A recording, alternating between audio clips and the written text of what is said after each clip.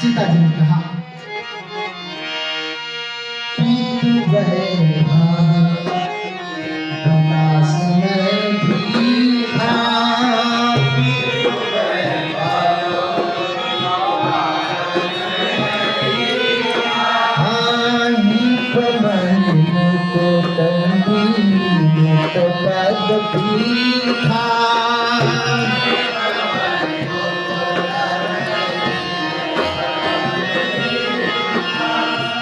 सुख निधान अस पितु गृह मोरे सुख निधान अस पितु गृह मोरे प्रिय बंधु मन भावन मोरे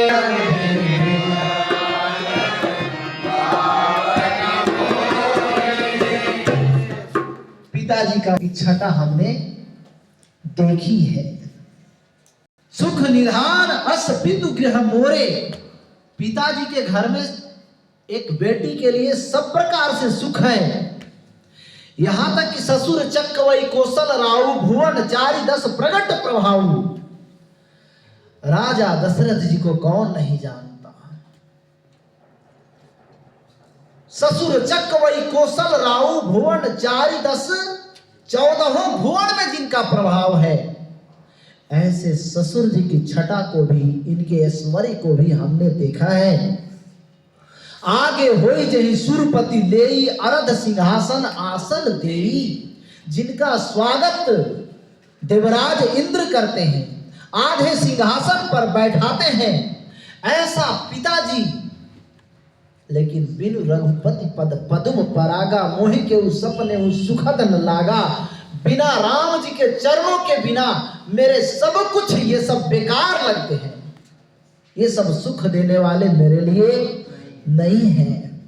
मैं जंगल में जाऊंगी, अगम पंथ वन भूमि पहाड़ा, दुर्गम रास्ते, जंगल, बड़े बड़े तालाब, बड़े बड़ी नदियां, यहां तक कि जंगल के पशु पक्षी राम जी और लक्ष्मण जी के रहते हुए मेरे को सब सुख देने वाले होंगे। सीता जी भी नाकार दी, सीता जी भी नहीं माना।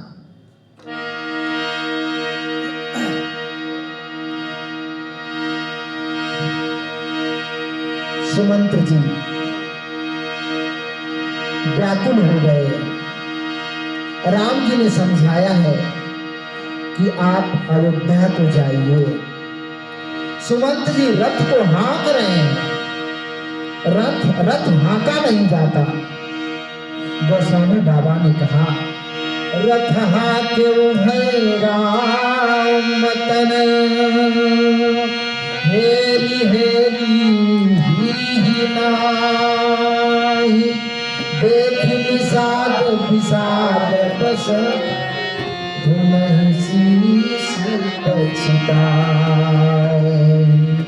सुमंत जी रथ को हाँकते हैं, अयोध्या की ओर ले जाते हैं, लेकिन राम लक्ष्मण सीता जिधर जा रहे हैं घोड़े उधर ही देखते हैं। रथ हाँके है राम तन, हेरी हेरी ही नाही, देखी निषाद विषाद बस दुलहि शीस पछिता। वहां के जो निषाद हैं, वहां के जो लोग हैं, इस दृश्य को देख देख करके अपने सिर धोते हैं और पश्चाताप करते हैं। जासु वियोग विकल पशु ऐसे, प्रजा मातु पितु जी हैं कैसे। जिनके वियोग में पशु ऐसे तड़प रहे हैं, प्रजा कैसे जिंदा रहते होंगे। कैसे इनके अयोध्या को छोड़ करके आए हैं, कैसे उन लोग बरबस मतलब जबरदस्ती। बरबस राम सुमंत्र पठाए, सुर सरि तीर आप तब आए। गंगा के किनारे राम जी आए हैं और मात्र एक ही नाव दिखाई पड़ रहा है। गंगा में नावें तो अनेकों थी, लेकिन उस दिन एक ही नाव दिखाई पड़ रहा था। राम जी ने देखा कि कुछ दिखाई नहीं दे रहा है और भी नाव नहीं है, एक ही है। वो भी नाविक कहाँ है? मागी नाव न केवट आना। राम जी ने मांगा, इसका मतलब नाव किनारे पर खड़ा नहीं होगा। केवट नाव को बीच गंगा में घुमा रहा था, इसलिए राम जी ने मांगा है। क्या लिखा? मागी नाव केवट आना, मागी नाव केवट आना, वाली तुम्हार परम मर जाना, कहरी तुम्हार परम मर जाना, मागी नाव केवट आना, मागी नाव केवट आना,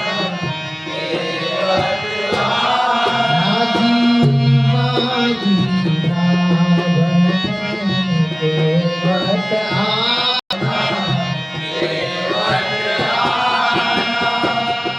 मागी नावन केवट आना। राम जी मांग रहे हैं लेकिन केवट ला नहीं रहा है, केवट नहीं लाता। राम जी भी सोच रहे होंगे कि घर में जब कोई घर से निकलता है, दुखी निकलता है, तो लोग भी दुखी करने वाले ही मिलते हैं। बोलिए राम कृष्ण भगवान। मागी नावन केवट आना, कही तुम्हार मर्म मैं जाना। उसने कहा कि मैं तुम्हारा मर्म जानता हूं, इसलिए नाव को वो ला नहीं रहा है।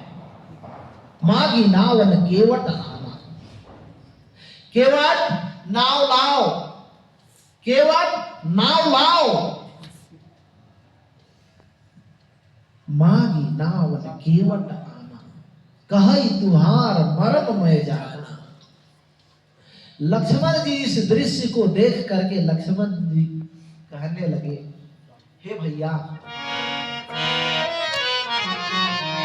आपके गजब गजब का भक्त है, आपके गजब गजब के भक्त हैं।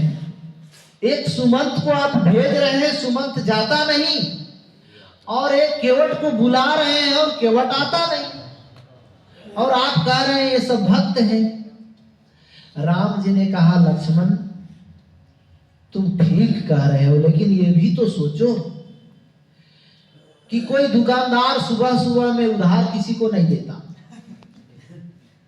सुबह सुबह में क्या बोलते हैं उसको? बोहनी, बोनी बोलते हैं।